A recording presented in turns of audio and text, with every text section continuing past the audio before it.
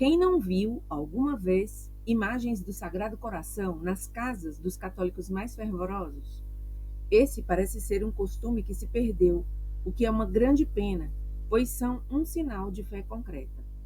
Funcionam como um lembrete permanente do amor de Jesus, um convite diário à oração, à reparação e à confiança em sua misericórdia, especialmente para os católicos humildes, que muitas vezes viviam em meio a dificuldades. Essas imagens eram e ainda são um ponto de apoio espiritual muito forte. Sempre chamou muito minha atenção as imagens do Sagrado Coração de Jesus e do Imaculado Coração de Maria em filmes e nas representações culturais, ajudando a transmitir o ambiente de fé e religiosidade dos personagens, mostrando essa ligação profunda entre o povo e o Sagrado Coração, que foi tão incentivada pela Igreja no final do século XIX e início do século XX. Exatamente o que o Papa Leão XIII destacou em sua encíclica Annum Sacrum, que eu decidi trazer aqui hoje. Este domingo, 25 de maio de 2025, marca o 126º aniversário de uma das encíclicas mais profundas e significativas do magistério papal, Annum Sacrum, escrita, como eu já disse, pelo grande Papa Leão XIII, em 1899. Antes de começarmos a leitura da encíclica, quero apresentar o contexto e a importância dessa mensagem. Há pouco tempo, como bem sabeis, nós, por meio de letras apostólicas e seguindo o costume e as prescrições de nossos predecessores, ordenamos a celebração nesta cidade, em data não distante, de um ano santo. Essa frase, que o Papa Leão XIII escreve no documento, nos revela algo essencial para compreender o espírito daquela época. O ano santo, ou ano jubilar, convocado para 1900, não é apenas uma data comemorativa. Simboliza um chamado à conversão, à renovação espiritual e ao fortalecimento da fé em meio a um mundo que vivia profundas crises. Estamos falando do final do século XIX, um tempo marcado pelo avanço do liberalismo anticlerical, do socialismo materialista e do afastamento da fé cristã nas sociedades europeias. Foi neste cenário difícil que Leão XIII, Papa desde 1878, um homem dotado de grande erudição e zelo pastoral, escreveu Annum Sacrum, propondo uma consagração universal ao Sagrado Coração de Jesus. Esse Papa, conhecido principalmente por sua encíclica social Rerum Novarum, de 1891, que revolucionou o pensamento social católico, dedica aqui sua atenção a uma devoção que ele próprio cultivava profundamente, o Sagrado Coração.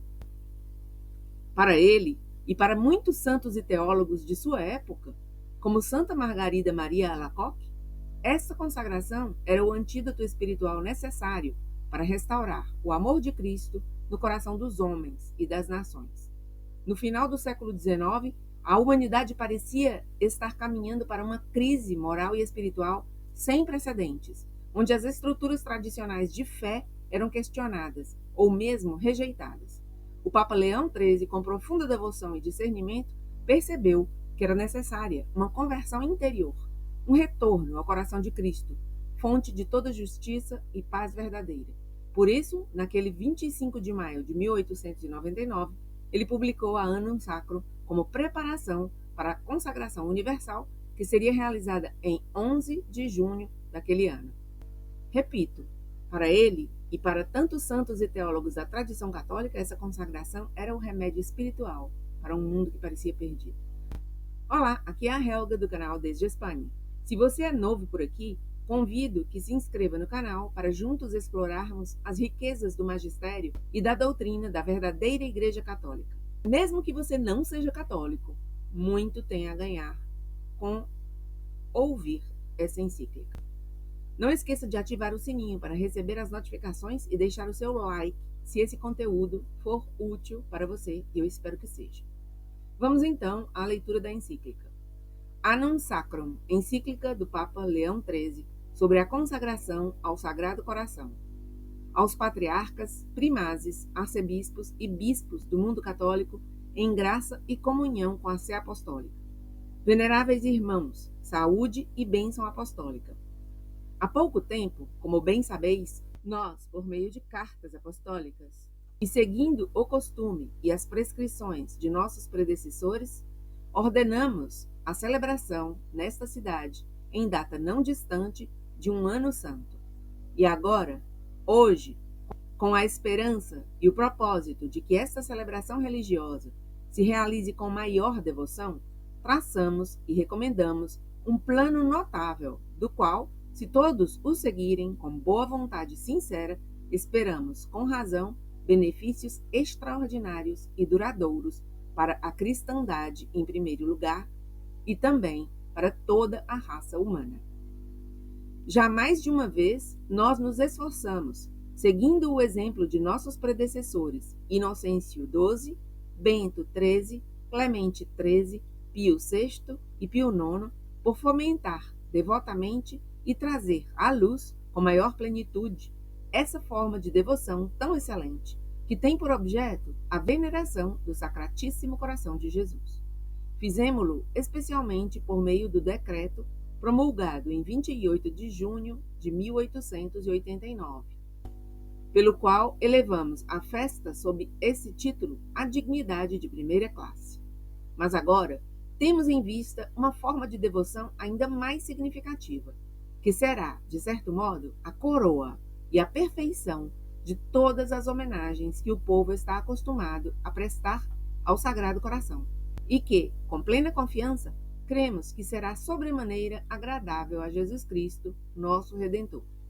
Não é, contudo, a primeira vez que se menciona o plano de que falamos. 25 anos atrás, por ocasião da aproximação das solenidades do segundo centenário da recepção pela beata Margarida Maria Alacoque do mandato divino de propagar o culto ao Sagrado Coração, muitas cartas provenientes de todas as partes, não apenas de particulares, mas também de bispos, foram enviadas ao Pio IX, rogando-lhe que consentisse em consagrar todo o gênero humano ao Sacratíssimo Coração de Jesus. Na época, julgou-se mais prudente adiar a questão, para que se pudesse tomar uma decisão bem ponderada. Enquanto isso, foi concedida permissão às cidades que o desejassem para que assim se consagrassem, sendo então redigida uma fórmula de consagração. Agora, por certas razões novas e adicionais, consideramos que chegou o momento oportuno para realizar plenamente tal plano. Este testemunho universal e solene de fidelidade e piedade é especialmente apropriado a Jesus Cristo, que é o chefe e Senhor supremo do gênero humano. Seu império se estende não apenas sobre as nações católicas e sobre aqueles que, tendo sido devidamente lavados nas águas do santo batismo, pertencem de direito à Igreja, ainda que falsas opiniões os mantenham no erro, ou que a dissidência com seu ensinamento os afaste de sua solicitude, mas compreende também todos os que estão privados da fé cristã. Assim, todo o gênero humano está, com toda a verdade, sob o poder de Jesus Cristo. Com efeito, aquele que é Filho unigênito de Deus Pai, tendo a mesma substância que ele e sendo o resplendor de sua glória e a imagem de sua substância, Hebreus 1:3, possui necessariamente tudo em comum com o Pai e, portanto, também o poder soberano sobre todas as coisas.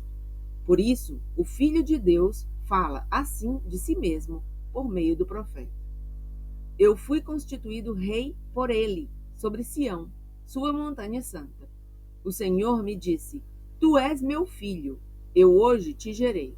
Pede-me e te darei as nações por herança e os confins da terra por possessão. Salmo 2. Com essas palavras, ele declara ter recebido de Deus poder sobre toda a igreja, simbolizada pelo Monte Sião, e também sobre o resto do mundo, até seus últimos confins. O fundamento sobre o qual repousa este poder soberano se manifesta claramente nas palavras: Tu és meu filho. Pois, pelo próprio fato de ser filho do Rei de todas as coisas, é também herdeiro de todo o poder de seu Pai. Daí as palavras: dar-te-ei as nações por herança, semelhantes às usadas pelo apóstolo Paulo, a quem constituiu herdeiro de todas as coisas. Hebreus 1, 2. Devemos agora prestar atenção muito especial às declarações feitas por Jesus Cristo, não por meio dos apóstolos ou dos profetas, mas com suas próprias palavras. Ao governador romano que lhe perguntou: "Logo, tu és rei?" Ele respondeu sem hesitação: "Tu o dizes, eu sou o rei." João 18:37. E a grandeza desse poder e a imensidão de seu reino se declara ainda mais claramente nestas palavras dirigidas aos apóstolos: "Todo o poder me foi dado no céu e na terra." Mateus 28:18. Se, portanto, todo o poder foi dado a Cristo, segue-se necessariamente que seu império deve ser supremo, absoluto e independente da vontade de qualquer outro, de modo que nenhum lhe é igual ou semelhante. E, como lhe foi dado no céu e na terra, é necessário que céu e terra lhe estejam submissos.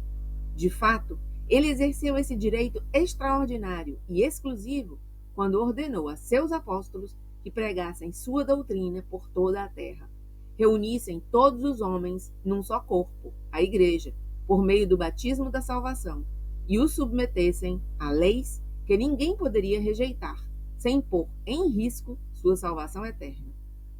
Mas isso não é tudo. Cristo reina não somente por direito natural, como Filho de Deus, mas também por um direito que ele próprio adquiriu, pois foi ele quem nos arrancou do poder das trevas. Colossenses 1:13. E deu a si mesmo pela redenção de todos. 1 Timóteo 2:6. Portanto, não apenas os católicos e aqueles que receberam devidamente o batismo cristão, mas também todos os homens, individual e coletivamente, tornaram-se para ele um povo adquirido. 1 Pedro 2:9. As palavras de Santo Agostinho são, por isso, muito apreciadas, quando diz: "Perguntas que preço ele pagou? Veja o que ele deu e entenderás quanto pagou. O preço foi o sangue de Cristo. O que poderia custar tanto, senão o mundo inteiro e todas as suas pessoas? O grande preço que ele pagou foi pago por todos." Como acontece que até mesmo os infiéis estejam sujeitos ao poder e domínio de Jesus Cristo, é claramente explicado por Santo Tomás, que nos dá a razão e sua explicação. Pois, tendo perguntado se o poder judicial de Cristo se estende a todos os homens, e afirmando que a autoridade judicial flui naturalmente da autoridade real, ele conclui decisivamente o seguinte: todas as coisas estão sujeitas a Cristo no que diz respeito ao seu poder, embora nem todas estejam sujeitas a ele no exercício desse poder. Terceira parte, questão 59, artigo 4. Este poder soberano de Cristo sobre os homens é exercido pela verdade, justiça e, acima de tudo, pela caridade. A esse fundamento duplo de seu poder e domínio, ele nos permite, se acharmos conveniente, acrescentar a consagração voluntária. Jesus Cristo, nosso Deus e Redentor, é rico na posse plena e perfeita de todas as coisas. Nós, por outro lado, somos tão pobres e necessitados que não temos nada que possamos oferecer-lhe como presente. Contudo, em sua bondade e amor infinitos, ele não se opõe de forma alguma a que lhe entreguemos e consagremos o que já é seu, como se fosse realmente nosso. Pelo contrário, longe de recusar tal oferta, ele a deseja e a pede: "Meu filho, dá-me o teu coração." Portanto, podemos ser agradáveis a ele pela boa vontade e pelo afeto da nossa alma. Ao nos consagrarmos a ele, não apenas declaramos o reconhecimento aberto e livre de sua autoridade sobre nós, mas também testemunhamos que se o que oferecemos como dom fosse realmente nosso, ainda assim o ofereceríamos de todo o coração. Também lhe suplicamos que queira aceitar esta oferta nossa, embora claramente seja sua. tal é a eficácia do ato de que falamos, tal é o significado subjacente às nossas palavras. E visto que no Sagrado Coração existe um símbolo e uma imagem sensível do amor infinito de Jesus Cristo, que nos move a amar uns aos outros, é, portanto, justo e apropriado que nos consagremos ao seu Santíssimo Coração, ato que nada mais é do que uma oferta e um vínculo de nós mesmos a Jesus Cristo, visto que toda honra, veneração e amor dados a esse divino coração são realmente e verdadeiramente dados ao próprio Cristo. Por essas razões, exortamos e encorajamos todos aqueles que conhecem e amam esse divino coração a assumirem voluntariamente este ato de piedade. E é nosso sincero desejo que todos o façam no mesmo dia, para que as aspirações de tantos milhares que realizam este ato de consagração sejam levadas ao templo do céu no mesmo dia. Mas deixaríamos passar despercebidos aqueles inúmeros outros sobre os quais a luz da verdade cristã ainda não brilhou? Nós ocupamos o lugar daquele que veio salvar o que estava perdido e que derramou seu sangue para a salvação de toda a raça humana. Portanto, desejamos ardentemente trazer a verdadeira vida àqueles que estão sentados na sombra da morte. Assim como já enviamos mensageiros de Cristo pela terra para instruí-los, agora, por compaixão por sua condição, com toda a nossa alma, os recomendamos e, na medida do possível, os consagramos ao Sagrado Coração de Jesus. Dessa forma, este ato de devoção que recomendamos será uma bênção para todos, pois, ao realizá-lo, aqueles em cujos corações estão o conhecimento e o amor a Jesus Cristo sentirão sua fé e amor aumentados. Aqueles que, conhecendo Cristo, ainda assim negligenciam sua lei e seus preceitos, poderão ainda receber de seu sagrado coração a chama da caridade.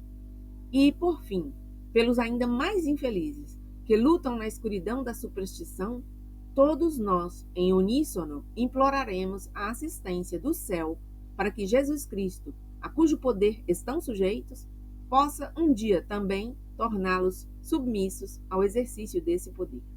E não apenas na vida futura, quando ele cumprirá sua vontade sobre todos os homens, salvando alguns e punindo outros. Santo Tomás e Bidem. Mas também nessa vida mortal, concedendo-lhes fé e santidade. Que por essas virtudes eles se esforcem para honrar a Deus como devem e conquistar a felicidade eterna no céu. Tal ato de consagração, por poder estabelecer ou estreitar os vínculos que naturalmente ligam os assuntos públicos a Deus, oferece aos estados a esperança de coisas melhores. Especialmente nestes tempos recentes, tem sido seguida uma política que resultou numa espécie de muro erguido entre a Igreja e a sociedade civil. Na Constituição e administração dos estados, a autoridade da lei sagrada e divina é completamente desprezada, visando a exclusão da religião de qualquer participação constante na vida pública. Essa política tende quase à remoção da fé cristã do nosso meio e, se fosse possível, ao banimento do próprio Deus da terra. Quando a mente dos homens se eleva a tal altura de orgulho insolente, que estranheza há que a maior parte da raça humana tenha caído em tal inquietação de espírito e seja açoitada por ondas tão turbulentas que ninguém consiga escapar da ansiedade e do perigo. Quando a religião é descartada, segue-se necessariamente que os fundamentos mais seguros do bem-estar público devem ceder, enquanto Deus, para punir seus inimigos com a pena que merecem, os deixa à mercê de seus próprios maus desejos, para que se entreguem às paixões e, por fim, se desgastem pelo excesso de liberdade. Daí essa abundância de males, que já há muito tempo assola o mundo e que nos chama urgentemente a buscar ajuda daquele por cuja força somente eles podem ser afastados. Quem poderia ser, senão Jesus Cristo, o Filho unigênito de Deus? porque não há outro nome dado entre os homens pelo qual devamos ser salvos.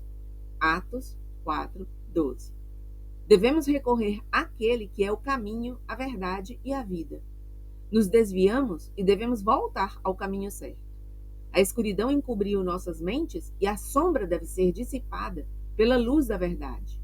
A morte nos dominou e devemos alcançar a vida.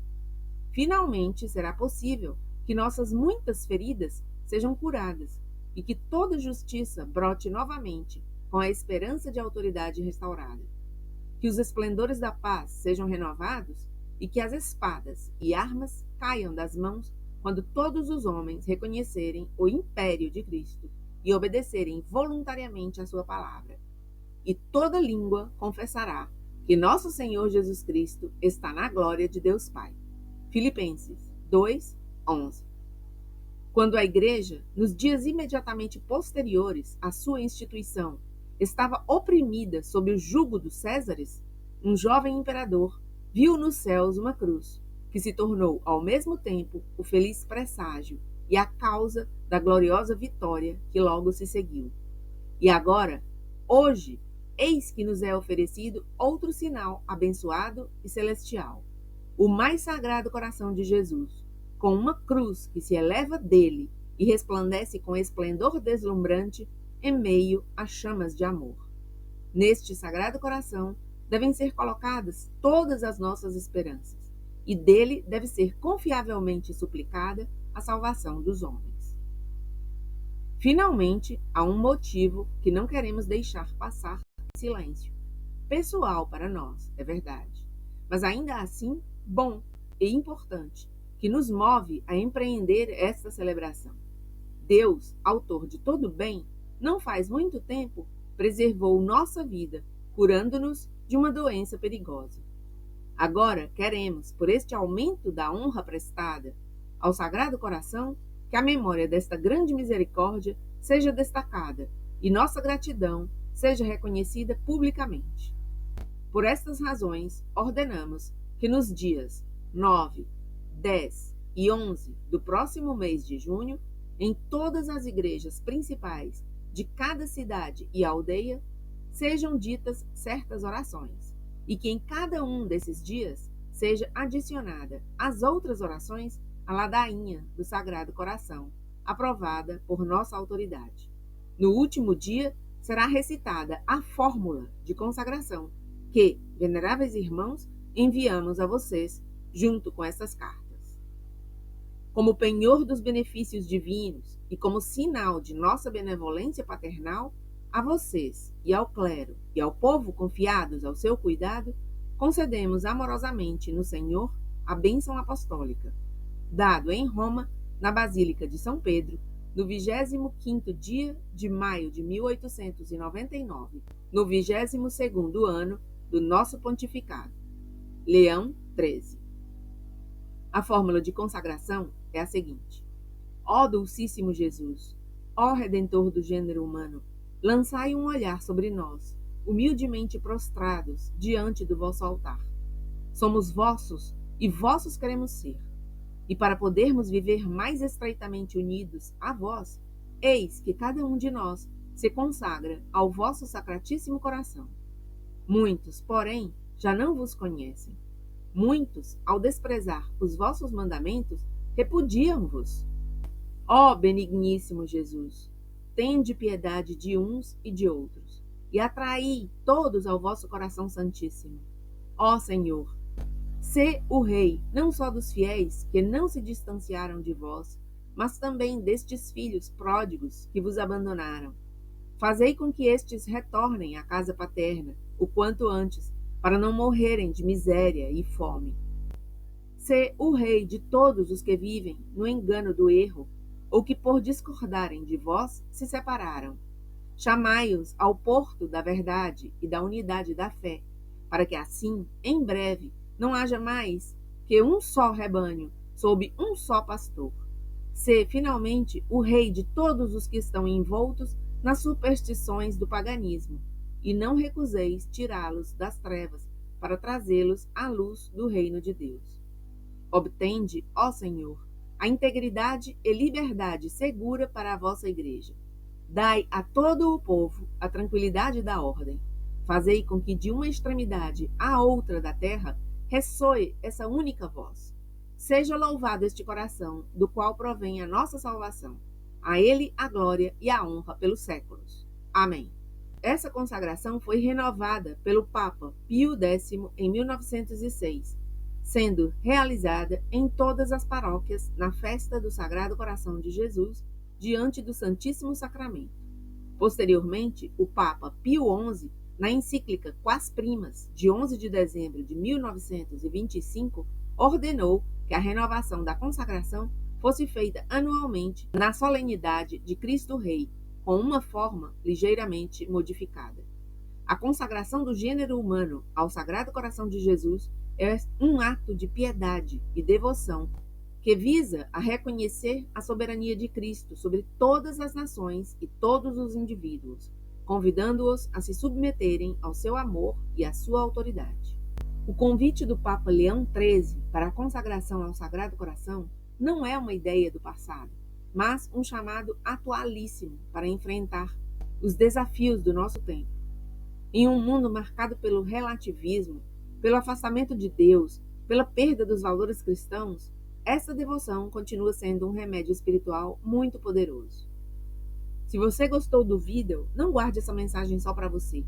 Compartilhe com seus amigos e familiares. Alguém pode precisar ouvir essa palavra hoje. Comente aqui embaixo o que mais lhe chamou a atenção nesta encíclica. E, acima de tudo, reflita sobre sua própria consagração ao Sagrado Coração de Jesus. Peça a graça para que ele reine em seu coração e em sua vida.